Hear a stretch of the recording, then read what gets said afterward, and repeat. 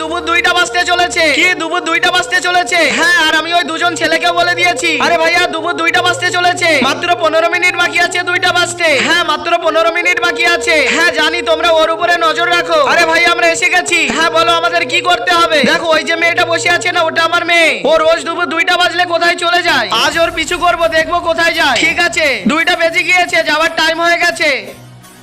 লুকিয়ে লুকিয়ে যেতে হবে যাতে কেউ দেখতে না পায়। ওই দেখো ও যাচ্ছে, সবাই খুবই সাবধানে ওর পিছু করতে হবে। হ্যাঁ তাড়াতাড়ি চলো।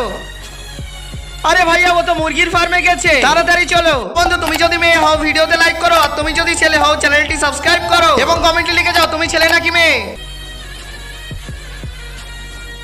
এই কি করতে আসো তুমি রোজ এখানে? বাবা আমি তো এখানে ফার্মে মুরগিদের পানি দিতে আসি। কিন্তু এত লুকিয়ে কেন আসো? কারণ তোমরা তো রোদে আসতে দাও না, এই জন্য আমি লুকিয়ে আসি। বাবা আমাদের মুরগিদেরকে সবসময় পানি দেওয়া উচিত, কারণ এত গরমের মধ্যে মুরগিদেরও জল তেষ্টা পায়।